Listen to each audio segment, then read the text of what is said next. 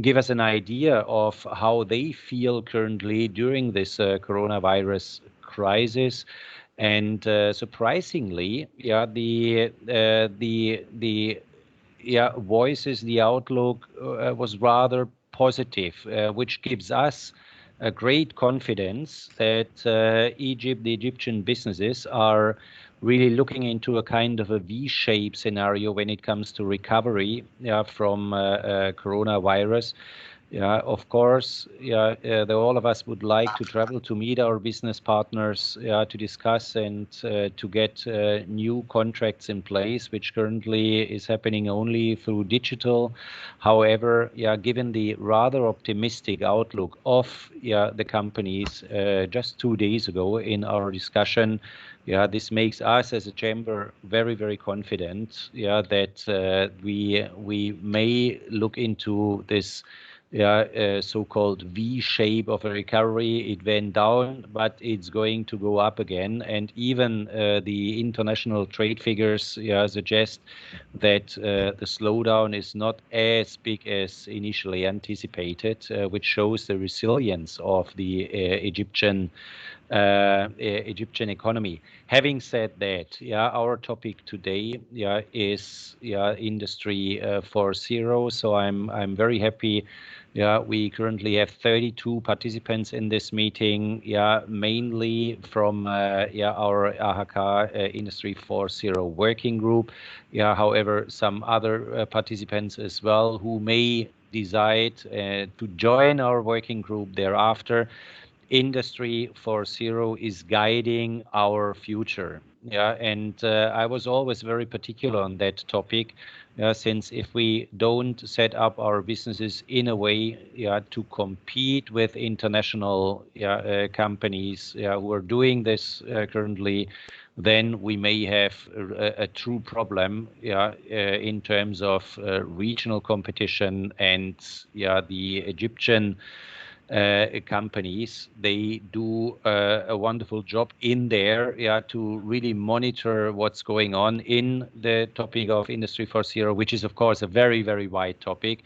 And I'm happy that the GIZ is running a program already for various years, focusing on the support of the SME sector, however, focusing on the implementation of various ideas, Industry 4.0. And that's why I'm very happy to have Jonas Naguib with us, the head of the project PSME. And PSME stands for Egyptian German Promotion of Small and Medium Enterprises.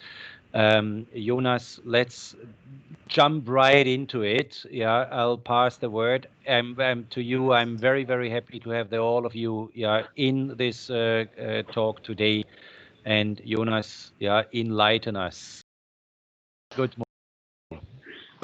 Thank you very much, Jan, for these warm, welcoming words. And I listened with great interest into your first words on what you call the V-shaped recovery of the Egyptian economy, or the hope for that. And of course, that's something that would really be very strongly in all our wishes. So let's hope that this will really take place. Let me, good morning to all of you who joined us today, and thank you very much for joining. Let me very briefly, as well from my perspective, give a little bit context. So we have in Egypt at the moment roughly 800,000 to 1 million job entrant into the job market every year. At the current status, even before the very particular COVID times, the Egyptian economy is not able to absorb these 800,000 to 1 million. So by fact, the number of unemployed increases every day. So on the one hand, of course, so the German government is supporting Egypt here, is working together with Egypt, addressing that particular topic. On the one hand, we are working on the topics of TVET and basically working on skills development. That shall not be the focus of our little workshop today. But on the other hand, we support as well the Egyptian economy to become more modern, the Egyptian industry to become more modern, and to have more innovative capacities. And for that, we work with various partners. We work strongly with the Ministry of Trade and Industry, but when it comes to topic of access to finance, for example, we work as well with the Financial Regulatory Authority, the Central Bank of Egypt, and when it comes in particular to modernization of agricultural value chains, of agribusiness, there we work as well with the Ministry of Agriculture. So these are the government partners. But of course, we work as well with a whole lot of business membership organizations, of chambers, of sectoral chambers, like the Chamber of Food Industry, for example, with the export councils, etc. And we work as well, and we want to intensify that, to work with the private sector, with corporates and other companies as partners, to see where we can join hands and jointly create projects to create what we call win-win situations on the one hand, helping these companies and in the same time helping as well the Egyptian economy as a whole. And of course, and that's why we are very grateful that Jan Noether and all the team at the German Arab Chamber of Industry and Commerce agreed to have this meeting hosted by them today. We, of course, are working as well together with the German Arab Chamber, and we want to intensify this work as well. So initially, when we started talking about this little workshop and the work we are conducting here, we actually thought that we would bring a number of interested company representatives, you that are listening, who are listening here today, together in a little workshop format to basically look at the topic of Industry 4.0, or even better, we want in a study to look at the topic of Industry 4.0, so digitalization, automation, and the way to that. We want to look at that, how ready the Egyptian economy is, and for that study, we basically wanted to have input from you to see how this study shall look, what aspects of that study could be particularly interesting for you, and we want to do that before we then start conducting the study itself. That should be launched then sometime probably in Q4. Of course, Jan Noether mentioned it already.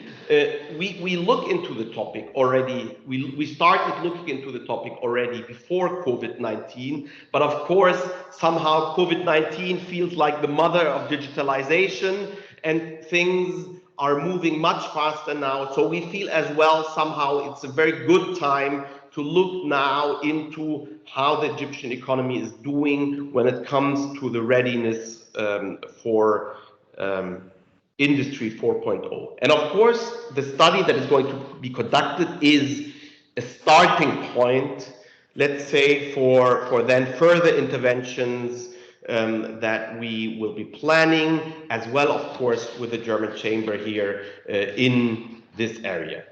So, without further ado, I will hand over to Hannah Nickel. Hannah Nickel is joining us from Düsseldorf today, and she is responsible. She will take over the moderation of this workshop today, and she will lead us and guide us through the rest of the time that we have together.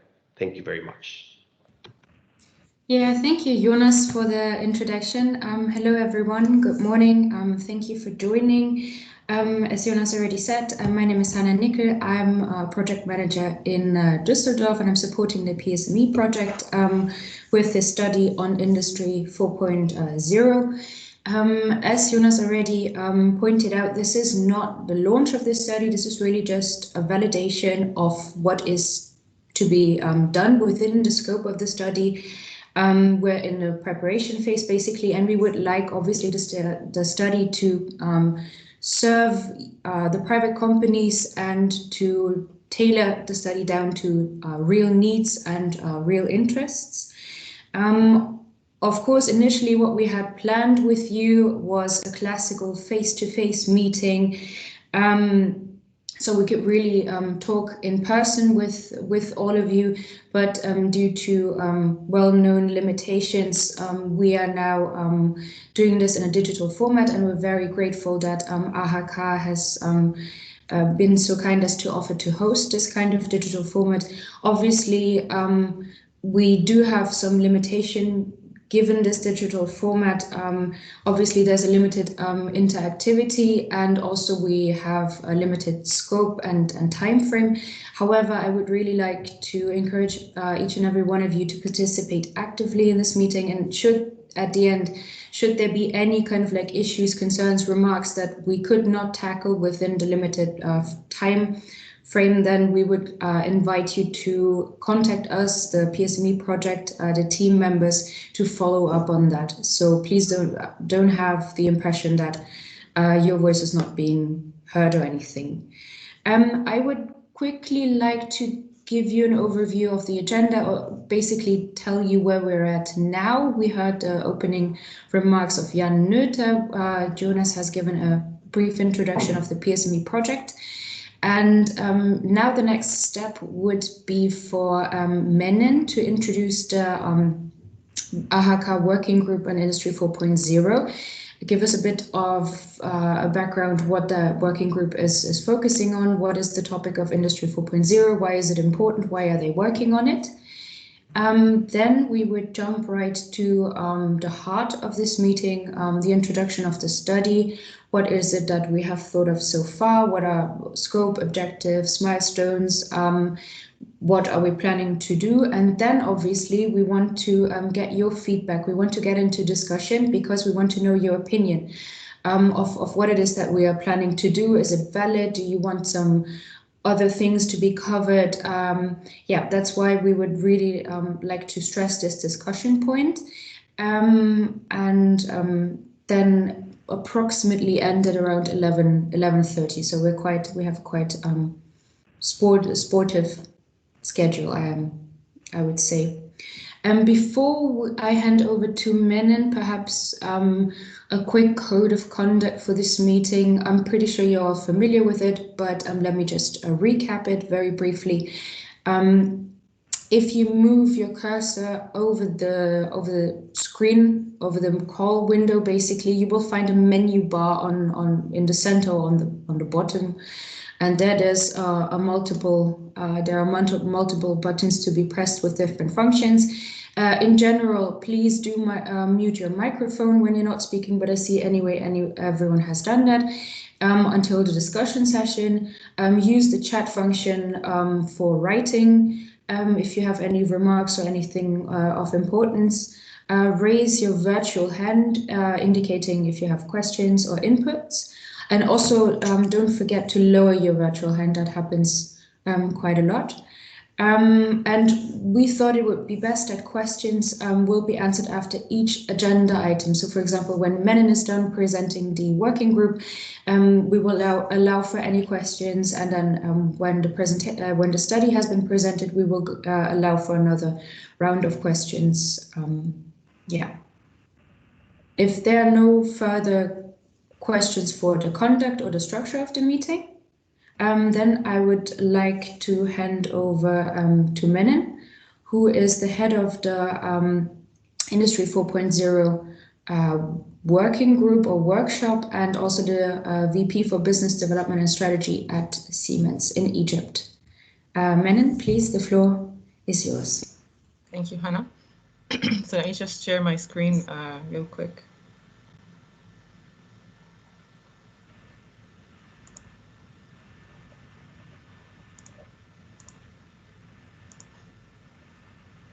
So can you see, oh wait, let me just check, yeah. Can you see my screen? Absolutely. Okay, thank you, Hannah. So thank you very much for this chance and opportunity also to address the chamber and to learn more about the study and introduce what we've been doing with AHK for Industry 4.0. So as you all know, Industry 4.0 has key driving technologies from artificial intelligence to Internet of Things to 3D printing to virtual reality and augmented reality, machine learning, big data. I mean, there's a long list of technologies that are that's actually driving Industry 4.0. And what we started doing since last August with the chamber is actually to have a series of workshops on the key technologies that are driving Industry 4.0. And the goal of these workshops was to, from one side, introduce, of course, what is Industry 4.0 and what are the underlying technologies, and give an overview of the potential that Egypt has with Industry 4.0 by also inspiring the attendees while we're looking at best practice from different countries. And we use different sources of lighthouse projects that have happened in the world thanks to Industry 4.0. We had different sessions, and each one had a focus on a specific technology, like artificial intelligence and 3D printing and big data analytics. And through these sessions, actually, we had like 4 workshops, and we tried to make them as interactive as we could. And of course, it was still face-to-face. I mean, the only one we had remotely was last month in May. So it's less interactive, but we still managed to try to engage the participants in some activities that we did online.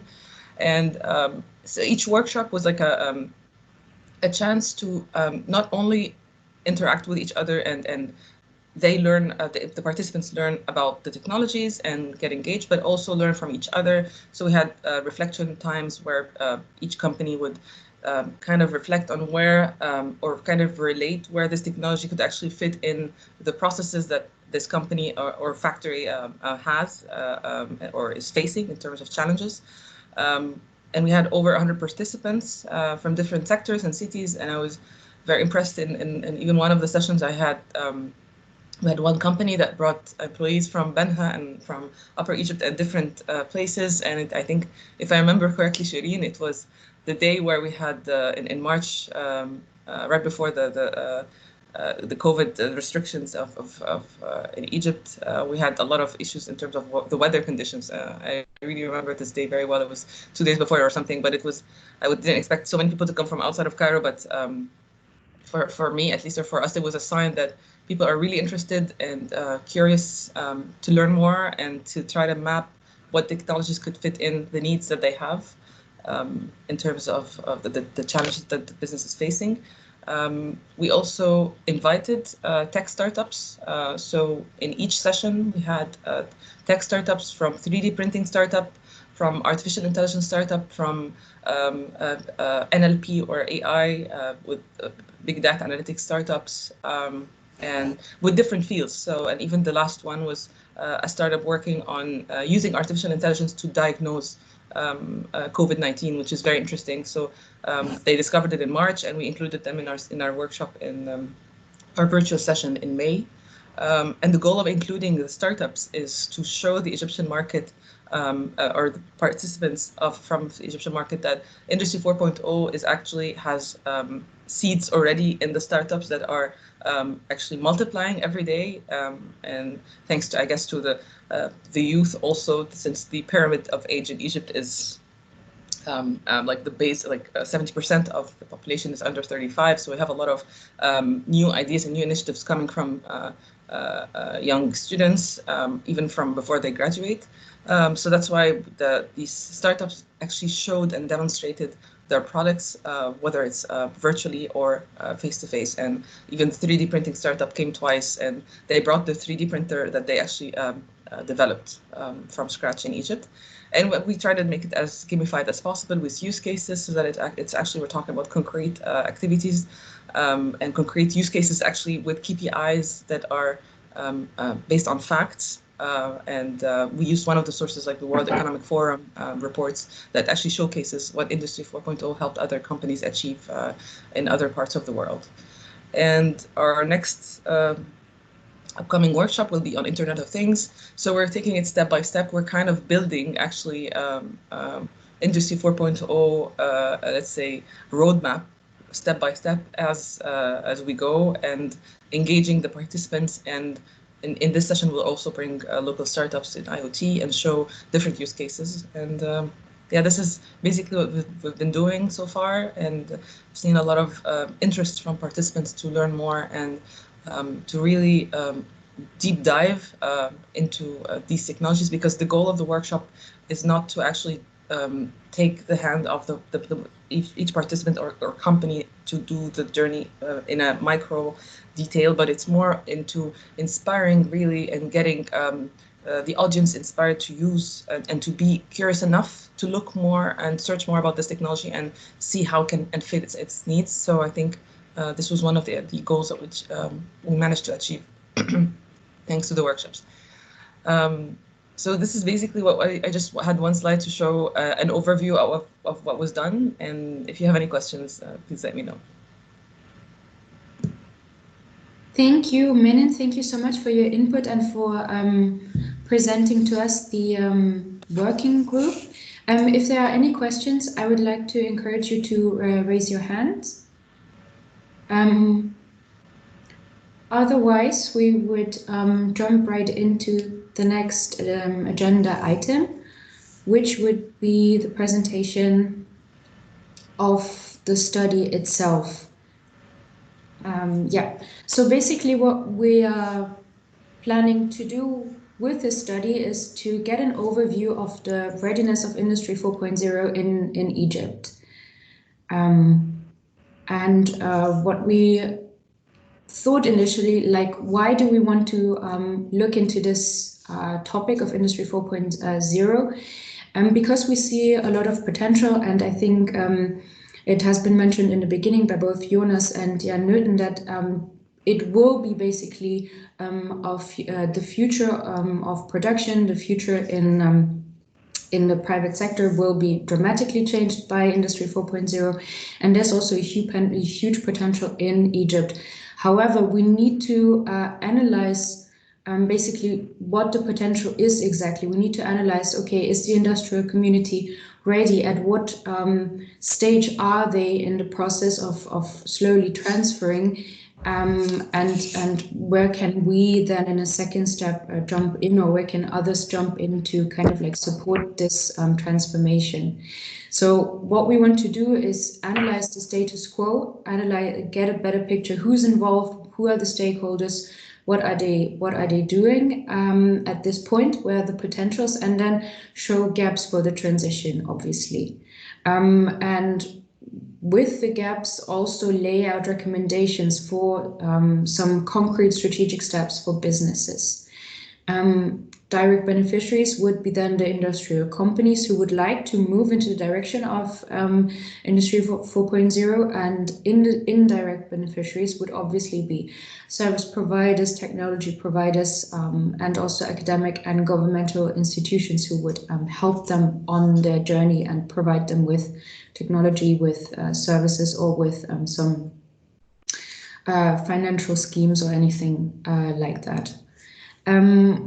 Basically, as Jonas already has mentioned, this would be a starting point for PSME, but also perhaps for other projects for future interventions in the field of Industry 4.0. So this would really lay the foundation for any further work towards that direction.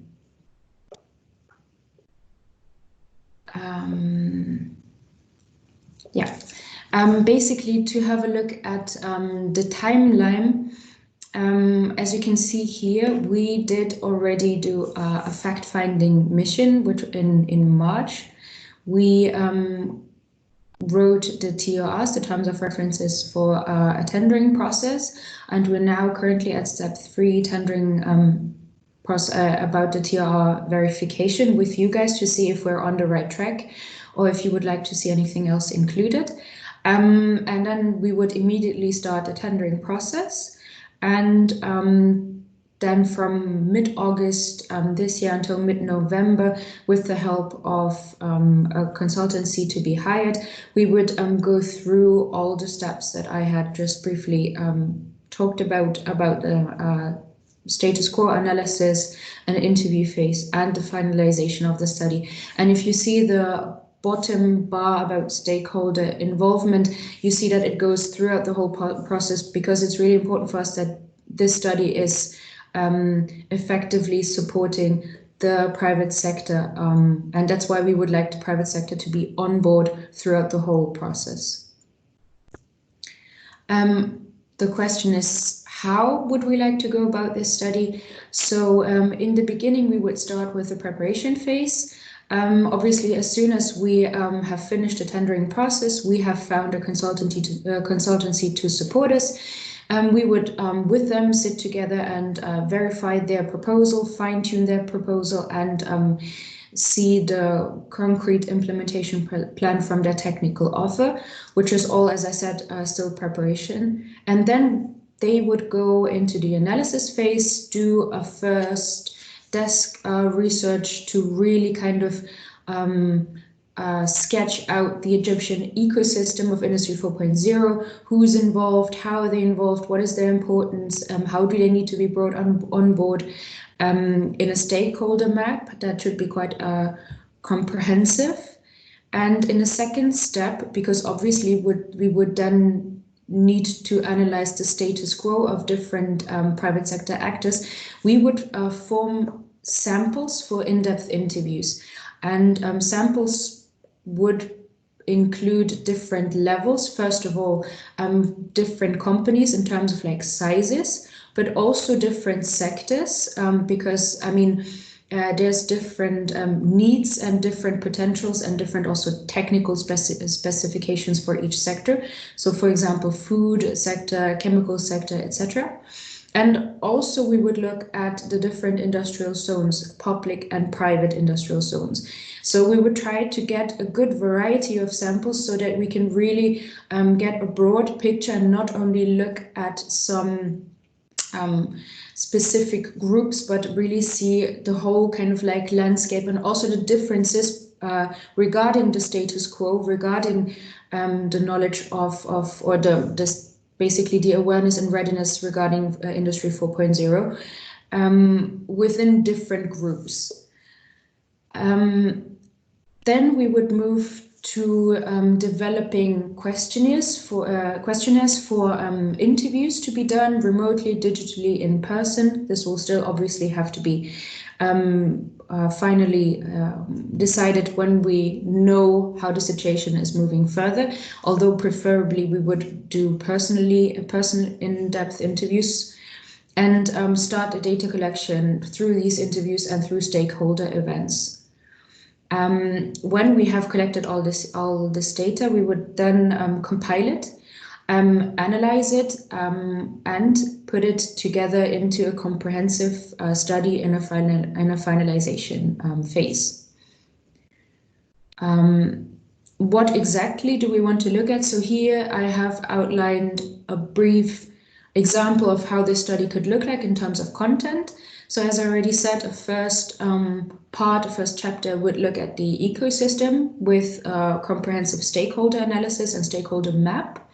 And then the big chapter would be on the readiness of the Egyptian market related to Industry 4.0. We would first focus obviously on the demand side, meaning the private sector companies who would technically be in demand of support for moving towards Industry 4.0. And we would look at their awareness about technologies and inventory that they already have or that they might still need, about the labor force staff that they have and their educational background. And we would look at financing schemes and other incentives that are available at this point. We would then shift the focus towards the supply side. So this could be supporting policies coming from the public sector, from public side. We would look at the technology providers. What is the supply on their end, and service provider? What can they provide at this point? We would also look at infrastructure on the supply side, what is already in place, and about financing schemes and other incentives that are already in place or could perhaps be envisaged. Then we would move to the gap analysis. First of all, the gap between the demand side and the supply side, but also the gap analysis in terms of the potential that we have identified, especially when talking to the private companies to the demand side. And based on the identified gaps, we would then move to recommendations. How can these gaps be bridged? What does it need? And what is the time frame? What are financial implications, etc. To be really concrete and hands-on. And then the final part would be a roadmap. How could we get there? And perhaps also some best practice examples of how it has been done in similar contexts to give a bit of inspiration. So I suppose that this was my brief overview of what we have planned. Are there any questions regarding just like understanding questions in terms of things have not been clear about the study that we would like to do? Okay, I don't see any raised hands at this point. Oh, I do see yes, I do actually see a raised hand. Yes. Yeah. So, yeah. This is Hanadi Salim from a professor of mechanical engineering, American University in Cairo. Thank you very much for the presentation. It's a wonderful to join your webinar and the efforts that you're working on.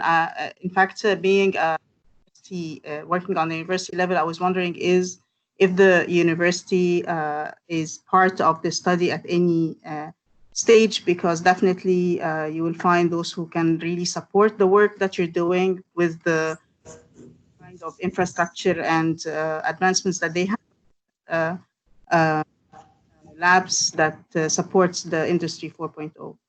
So just wanted to ask this question and where we can, if we could be of help. Yeah, thank you so much for this question. Yes, obviously, universities will be part of the study. They will be part of the ecosystem which we want to map, because we see that they are a key player also in this topic that can actually effectively support the transformation. So they will be included as important stakeholders in the ecosystem, and also recommendations could, for example, be intensify exchanges between private sector companies and universities. Absolutely, they will be included. Yes. Thank you. Okay. I think that there was another hand, but it has disappeared, so perhaps the question has somehow been answered. Okay, then I would suggest we move on to the discussion part. What we have thought of to kind of structure the discussion a little bit is that we have thought of some major, very broad categories that are all related to the topic of Industry 4.0, and that could potentially be touched upon in more depth within the study. What we would like from your side is, in a first step, of voting of which of the 8 categories would be most relevant for you, which you would like to discuss in further depth, which would be very crucial for you to see in the study. And for this vote, we propose the categories awareness, infrastructure, production, warehousing, meaning inventory, labor force, financial incentives, service providers, and technology providers. I think the categories should be more or less clear. They're very, very broad, which is why we would like to jump into more depth in a second step. Now I would like to invite you to vote for 2 categories that you would want to discuss actually in a second step in more depth. And how we want to do is that if you could use the chat function and write down the 2 categories that you would like to discuss, that would be fantastic. Just go down to the menu bar if you move your cursor over the screen and press the button for show conversation, and just type in the categories you would like to see. For example, infrastructure and service providers. We have someone, yeah, we have a question. Yeah, please. Sharif Muharram. Your microphone is muted. Hello? Yes. Yeah, this is Sharif. Yeah, thank you for the presentation. Can you just, if you don't mind, can you give a quick explanation about each category? Because in order to do, you know, realistic voting, it's better also to understand what is meant by each category, so that we ensure that we really understand what would be under each topic, and then we can better vote based on a correct and common understanding, because everyone can have a different perception about what is the meaning of each category. Thank you. Okay, yeah, that is actually a really great comment. Thank you. Let's then jump into the categories again and explain them in a bit more depth. I will go through them, but I would ask my colleagues from the PSME team if you think there's some further additions necessary for understanding, please jump in and add to whatever I have said. For awareness, what we mean by it is the awareness of companies of the topic Industry 4.0 itself. Have they heard about it? To what extent have they heard about it, or do they feel that in general in Egypt there's a good understanding of flow or stream of information around this topic? Do you feel that if you want to learn more about Industry 4.0, you know where to access information and it is readily available? That is what is meant with awareness. Infrastructure, this would touch also mostly to, for example, if you are located in an industrial zone, what is the provision of infrastructure in terms of, do you have a steady internet connection? Do you have a steady electricity supply? Do you have a steady, I don't know, water supply, and anything that could potentially influence your production? And if you're not in an industrial zone, the same applies. Are you steadily supplied with whatever it is that you need for your production?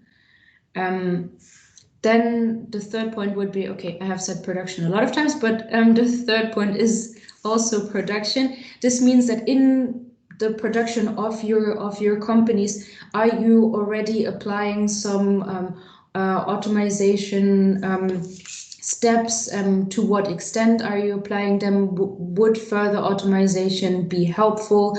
Would you be interested in scaling up your production with some Industry 4.0 elements, for example, using the Internet of Things, etc.? So this is really about your production in individual companies and to what extent it already is using Industry 4.0 elements. Warehousing, this point I would actually like to ask my colleagues from PSME to give a quick input on inventory and warehousing. Yeah, sure. Thank you, Hannah. First of all, my name is Mohammed Mazen. I work in GIZ PSME project. For the warehousing and inventory, we mean how the inventory in the factory or in the company is related to the supply chain and monitored, maybe through inventory levels, through knowing what is in the inventory. If there is something missing, that can give order, for example, to the production to produce it, or even give order to suppliers to order some materials in case of raw materials. So understanding the inventory level within the company, which will mainly affect the supply chain and value chain of the company in general. Thank you, Mason. Next one would be labor force. That is basically the staff you have. Do you feel that the staff is qualified for making the step towards Industry 4.0? What is their educational background? Would there be a further training needed? And what is in general their capacity, capability, and yeah, their educational background or technical background, let's say.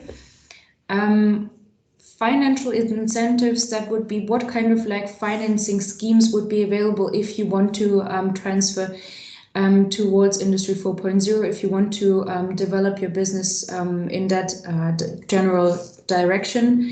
Are there any kind of public financial incentives? Are there any kind of like grants that can be applied to anything that would be available to support you financially in that endeavor? And similar service providers and technology providers, those would be basically the services available around Industry 4.0. I don't know, consulting that you could choose to help to support you in the transition, technical or managerial or process-oriented consulting for your businesses to help you with the transformation. That would be the service providers and technology providers. Where do you actually get technological input in terms of like hardware, software, in terms of equipment? Is it available? To what extent is it available? Do you know where it would be available? And yeah, that would be the technology providers. I think this would be a brief overview of the categories. I hope it has made sense. It is now clearer, and we can proceed to the voting. I think some of you have already voted, but if you haven't done so, I would now invite you to do it. And we will just wait for, I don't know, 2-3 minutes for everyone to use the chat function. Actually, I see there's another hand being raised by Menin. Menin, please. Yes, I just had a quick question. Just so that everyone is aware of the consequences of the voting. If two categories, like, does this mean that the other would be disqualified or not? Just so that everyone is also aware of the reason behind the voting.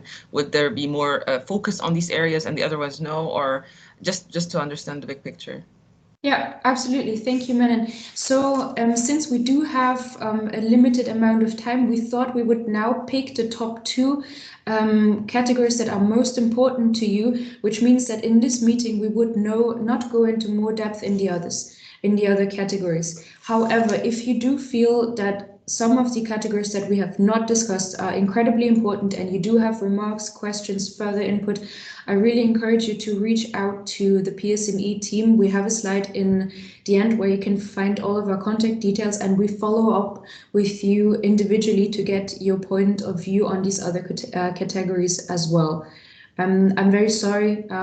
It's due to the time limitations we have with this digital format, but it would simply not be possible to go through all the 8 categories in depth. I hope that this is okay. And I think there was another raised hand. No. Okay. Then I would invite you to go for the vote, and we will wait, 2 minutes, I suppose.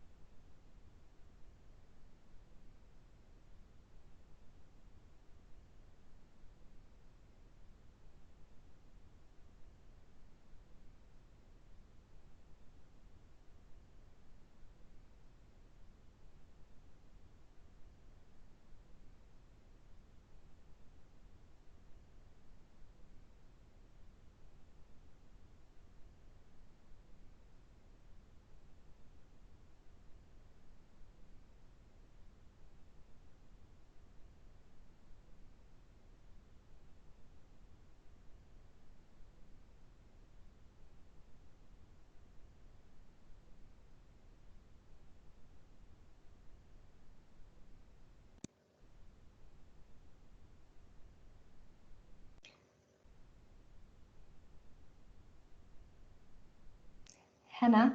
Maybe just as a quick overview, so far, production and technology providers would be leading with 8 votes each.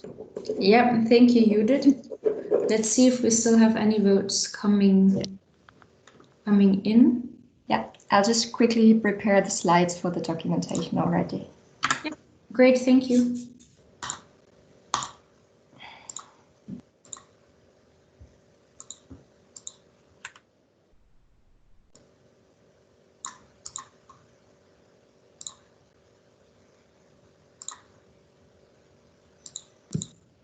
Okay, I think actually we have our vote. It looks like everyone has participated and given their vote. Thank you so much. This means that we would be looking at production and technology providers.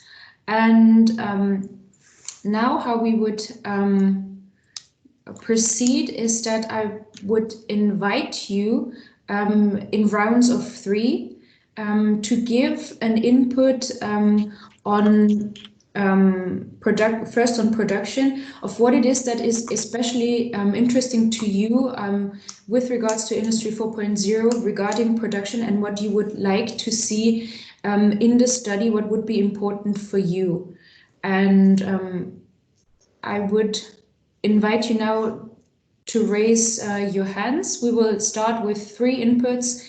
Then if there's any questions or comments from our side, we will comment or answer, and then we would again have 3 other inputs from you. But this for us is probably the most important part, because we actually get to hear from you as private sector participants what you would actually need in the study now within the topic of production. So please don't be shy, please don't hesitate, and yeah, those who would like to make an input, please raise your hands now.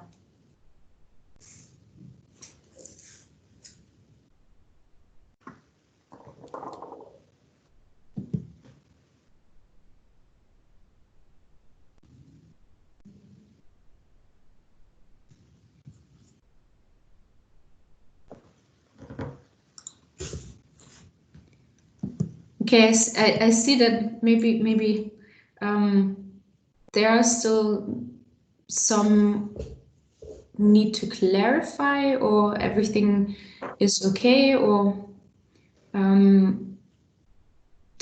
we can also start with technology providers if that would make more sense at this point. Yeah, Mason?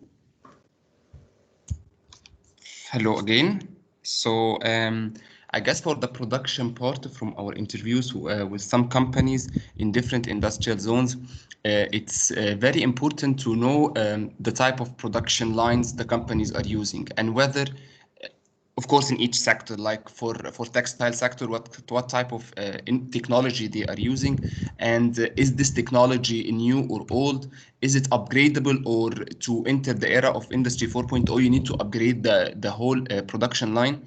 I guess answering this question in the production might be very useful.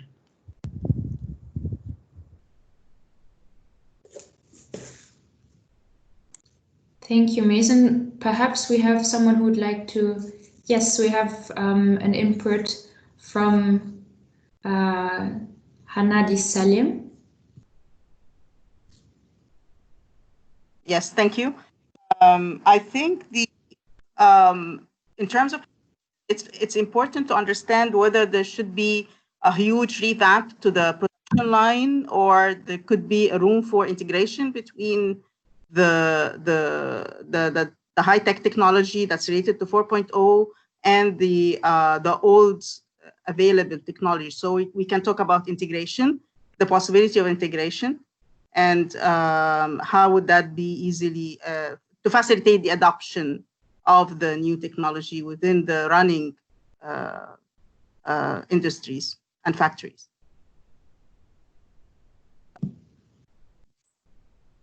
Thank you. We have another input, please, Sharif. Yeah, thank you. I think if we can have a lot of statistics.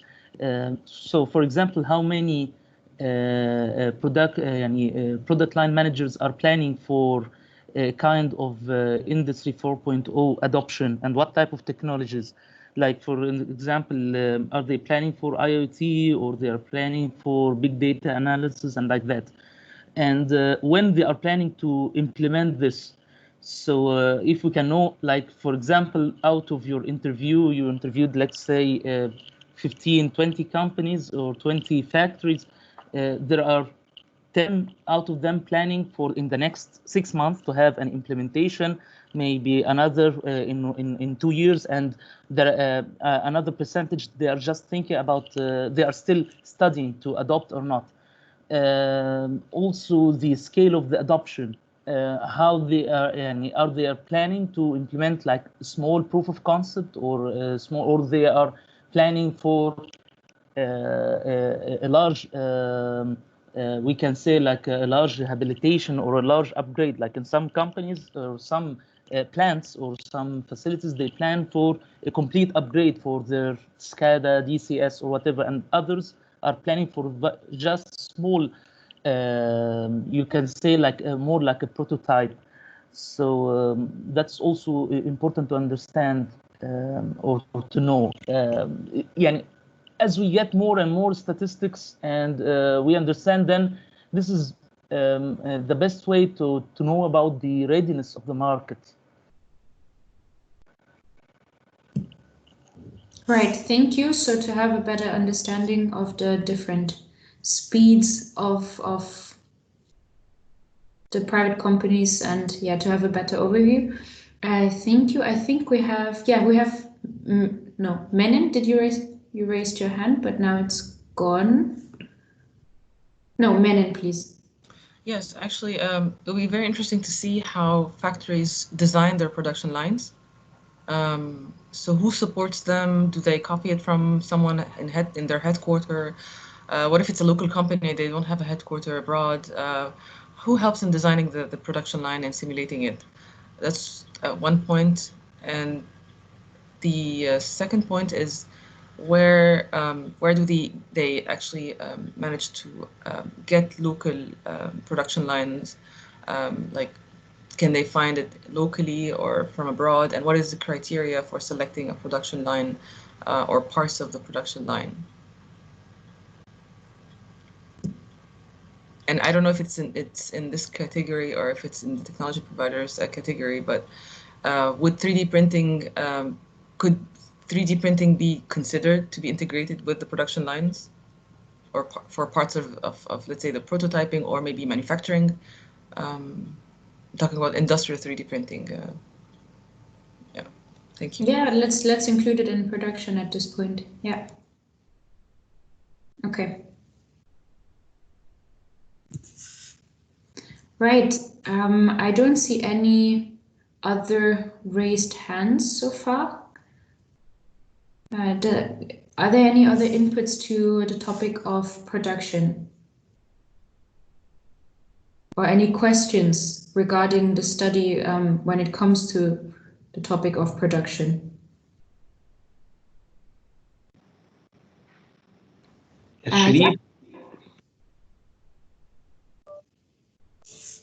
Yeah, Sherif, you had a question or a comment? Yeah, it's also good to know that if there are plans for the adoption, what type of what is the initiative or the reason for this?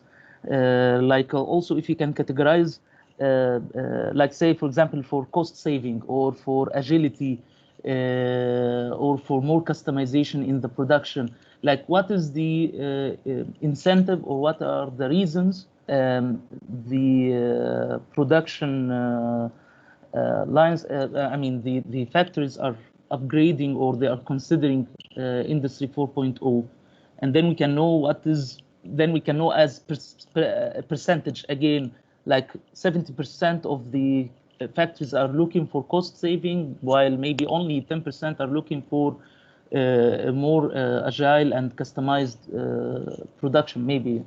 So that is also important to know what is the reason or the root cause for doing this, for considering Industry 4.0. Absolutely. Thank you, Sharif. I see Sameh has raised his hand. Yes, good morning. Also, I'm interested to see like a guide or a roadmap, mini roadmap for factories, how they can transform from the current situation to 4.0 operations or production. Because of course, production is related to other dimensions. You can't be in the production only 4.0 and you are not supporting it backward or forward. So it's for factories, it's important. If I'm a small company or a medium or a large, how I can be transformed to 4.0. If I have like these steps, it will be also very good. Thank you, Sameh. I saw in the chat that there was a comment by Shadi concerning production. It is essential to have an optimized production process.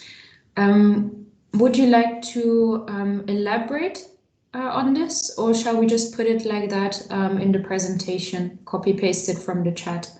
I think it would be good for our understanding if you could perhaps elaborate.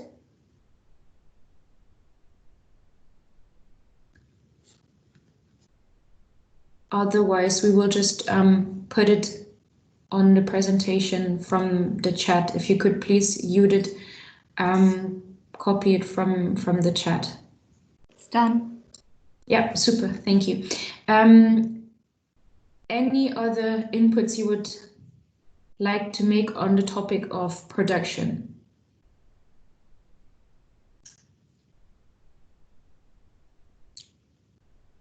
If not, we would move on to technology providers and have another round of comments, anything that comes to mind regarding technology providers and Industry 4.0, anything that you would need from them that you know already exists, anything to do with technology providers. Please make your input on this topic.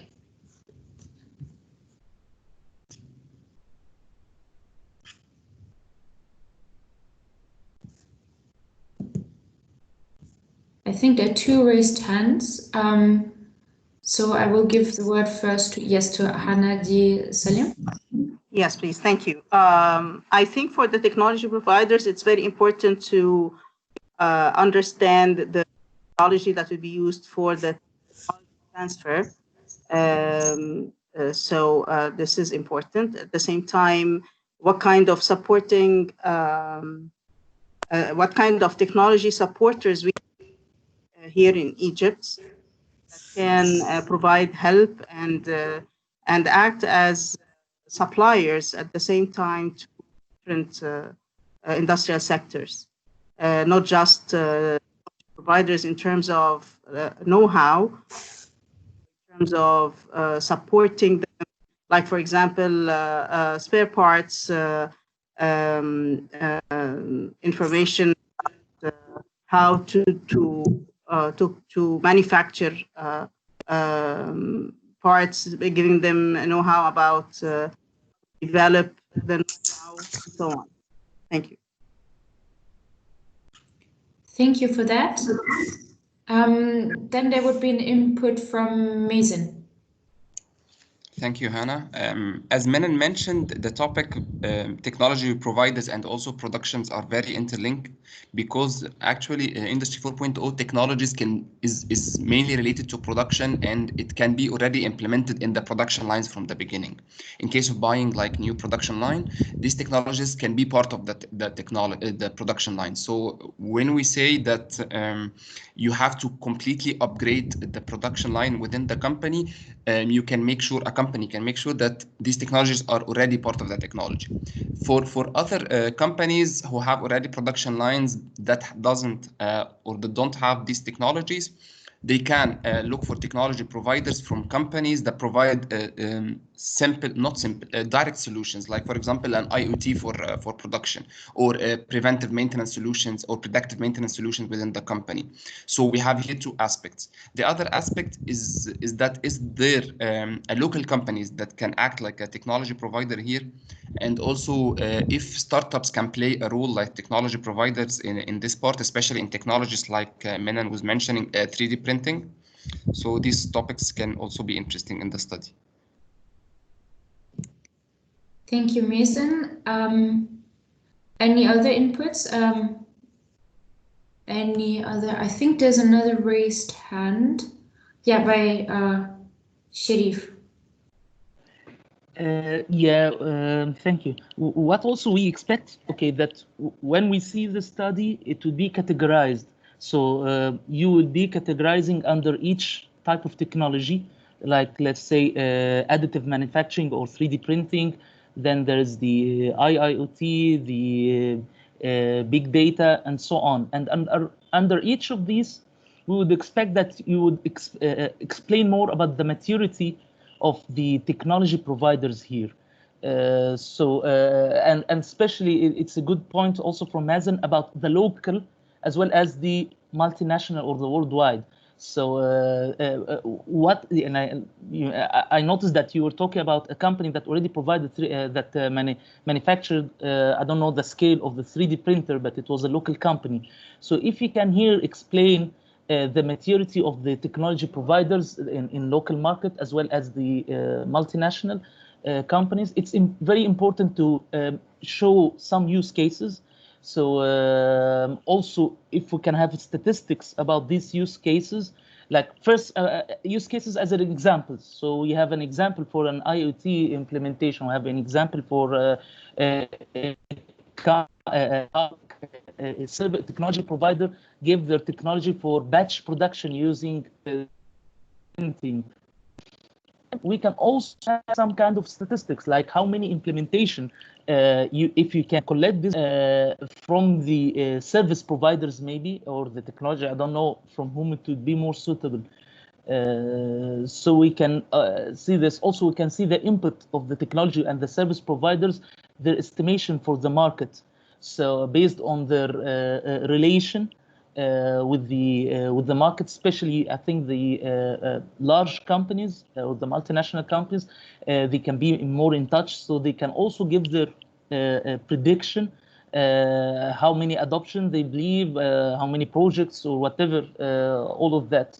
But also it's important to have these use cases so that we can have a clear example how, for example, one production line was able to get advantage of the big data, for example, or the IoT and so on. Thank you for this input.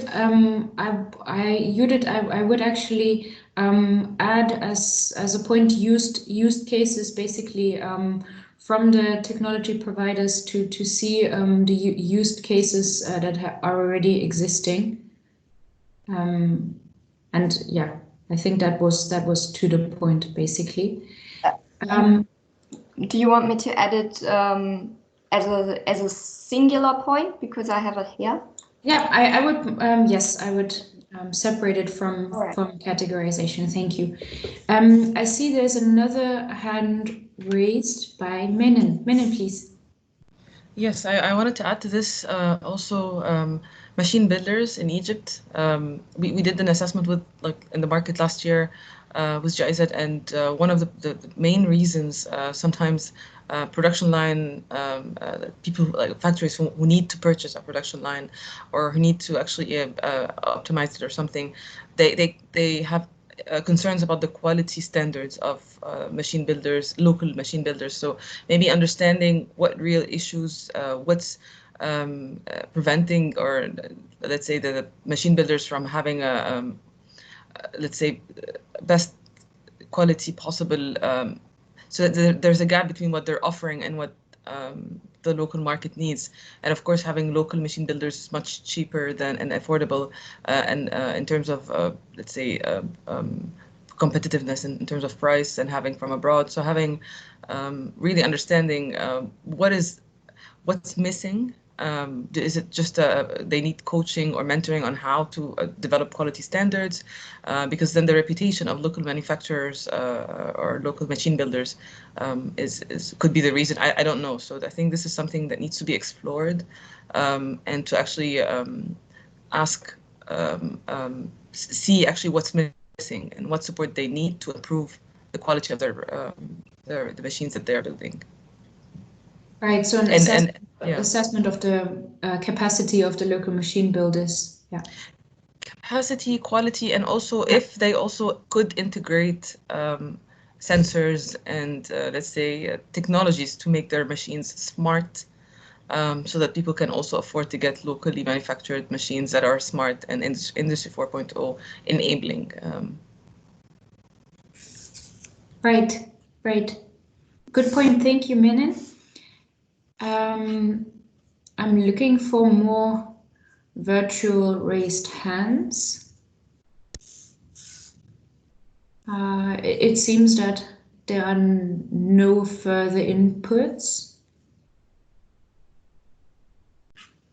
For technology providers, no one wants to say anything or stress anything or recommend anything that we include in the study on technology providers? Right, I don't see any further raised hands on this topic. We do still have a bit of time, so what I would propose is that we do discuss a third category that was also indicated in the voting as of interest to you, and that's why I would like to jump to the category service providers. And ask you guys if you have any thoughts, remarks, any input on the topic of service providers. That would be very interesting for us to hear from you. So please do raise your hands if you would like to share with us your thoughts on that topic.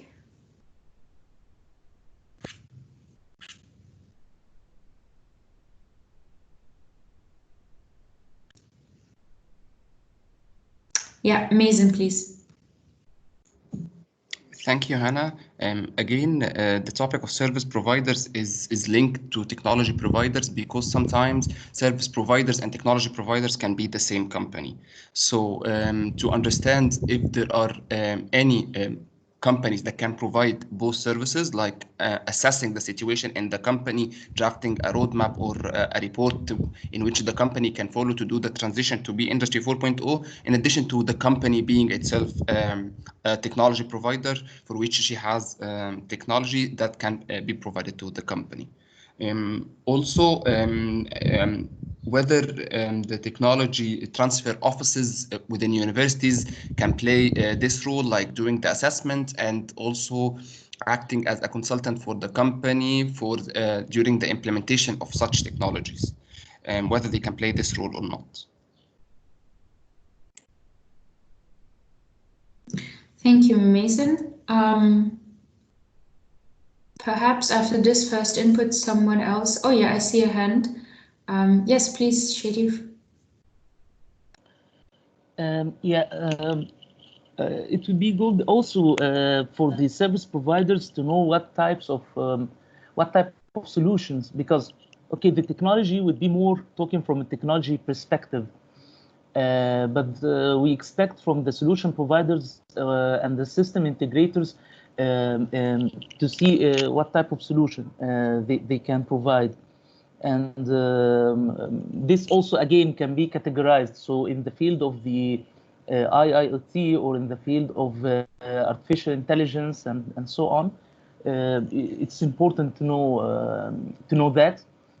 Also, it's important to have some kind of statistics, like on different scale, like small system integrators up to complete solution providers.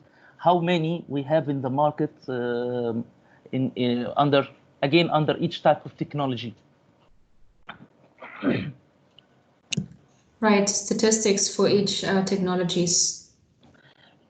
At the end, the goal of the analysis, I think, and that's my understanding, that at the end, the goal of the study to know the maturity and the readiness. So, Absolutely. so as much as possible, if you can know the maturity of the service providers, this is also important.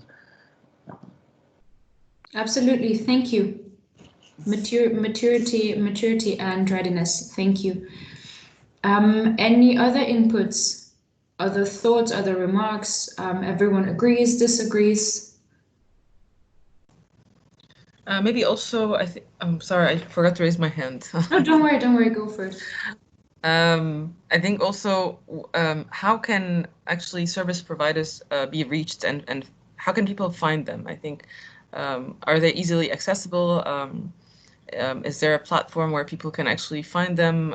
Because one of the challenges sometimes is the matching between service providers and people who need these service providers. So I think, how can people reach them, can find out about them other than Facebook and the network?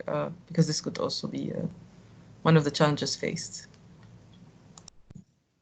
Right, thank you, Milan. I saw in the chat that we have another input from Nadir Saad IMC. There should be a special incentive from the government that can be provided in order to increase the number of service providers working in this field. So we would look at a public scheme to support the service providers. Thank you for that input. We put it here towards the service providers, although obviously it's also linked to the public sector. Thank you. And we have another input in the chat. Security level for the data shared with service providers. Yes, absolutely. That is a very important point. How much do you actually share concerning your production, concerning the data with the service providers, and to what extent do you make yourself vulnerable or not? Yeah, that is a very good point. Thank you for raising that, May.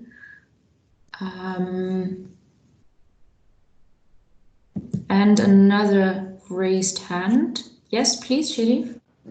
I'm sorry I missed this point, but it might be more related to the production and from the factory perspective. It's specific about the readiness also for cloud usage, because you understand that cloud computing is one of the important technologies, and always there is a concern about the privacy and security and so on. And I know I forgot to mention this while we were talking about production, but it's important to show even as a percentage how many are willing to have part of their data on the cloud, and what also category of data they can accept to have on the cloud.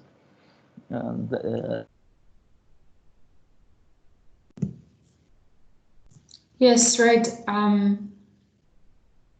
The last point. Said that, or there's. Sorry, you were cut off. Please continue.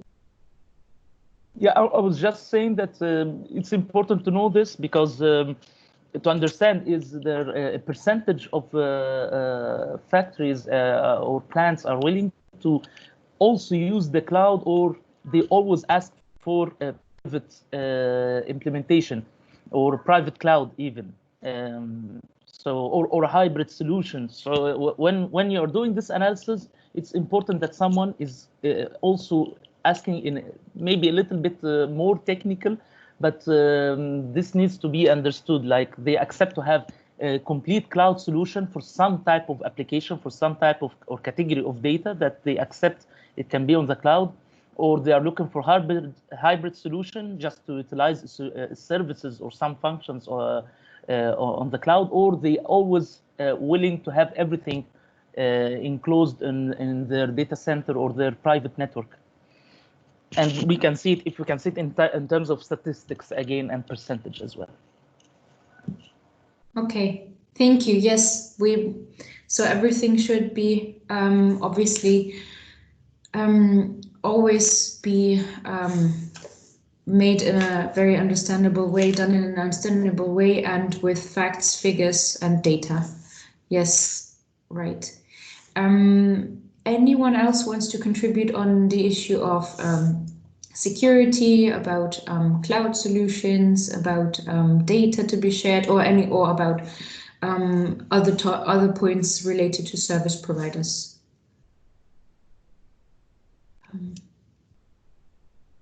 I'm looking at the chat. Perhaps someone posted something. Yeah, there's another hand raised. Please go ahead, May.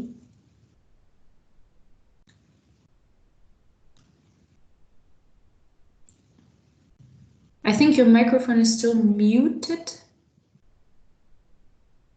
So if you're speaking, please, yes.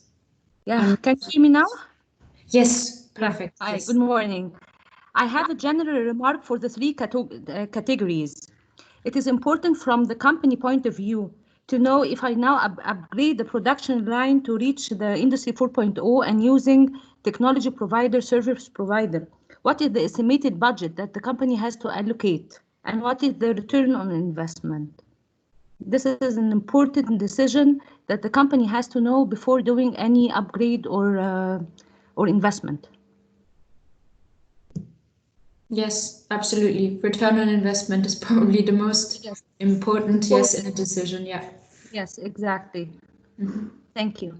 Yes, thank you for the point. Right. Anyone else has any inputs?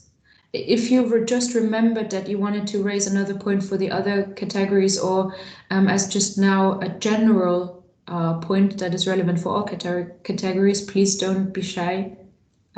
Raise the issue. Okay. Yes, Menon. Yeah, I think capitalizing on what May said, also from a legislation point of view, what incentives companies have or service providers have, or factory managers and plant managers, and what do they have to actually move to Industry 4.0? Is there any kind of support, financial incentives or other kind of incentives? I think this is a major driver for the digital transformation, also to enable it, to see what advantages could they get, or tax reductions, or any kind of incentives. Right, thank you for raising the point. And again, I would like to stress that although we're now discussing three categories, this doesn't mean that the other categories will not be tackled within the scope of the study, or that there will be some additional categories even that we come up with while we fine-tune the concept with the consultants, or while we talk to you in in-depth interviews. So we're not limiting ourselves in any kind of way. Do not worry about that.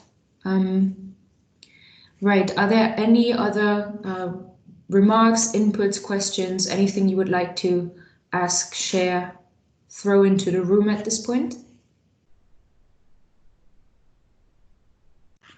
Okay. I don't see any more raised hands, and I don't see any further chat remarks. So at this point, then I would like to wrap up and hand over again to Jonas, who can, close, basically. Yes, the closing I might leave to Janita and Karin Shafei. But very briefly, from my side, thank you very much, everybody that participated from the various organizations. Thank you for the inputs. We will take them in due consideration now that we move forward with conducting the study itself. I'm very much looking forward to invite all of you once the study has been conducted to launch it, to hopefully share with you a whole lot of interesting results, and as well then to look forward with you to a further collaboration on the topic and seeing how we can move the topic forward here in Egypt. I would like to thank Hannah for moderating today. I would like to thank Minin and the Industry 4.0 working group. And of course, most of all today, I would like to thank the German Arab Chamber of Industry and Commerce for hosting us. Jan Noether or Karin, would you like to close the meeting, or how do we do that now?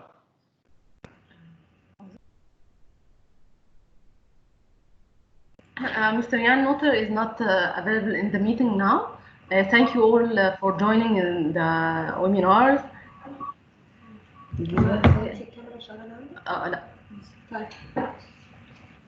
Hello everyone, this is Karin El Shafi. Sorry, Mr. Noether had to join another webinar. So he's telling you all thank you for being there and hope it was beneficial for you. Hope you all can join in this market study. And thank you, Jonas. Thank you, Menon. Thank you, everyone. Thank you, Mr. Nickel. And hope to see you all again soon in another webinar, inshallah. Thank you. Bye-bye. Thank you. Bye.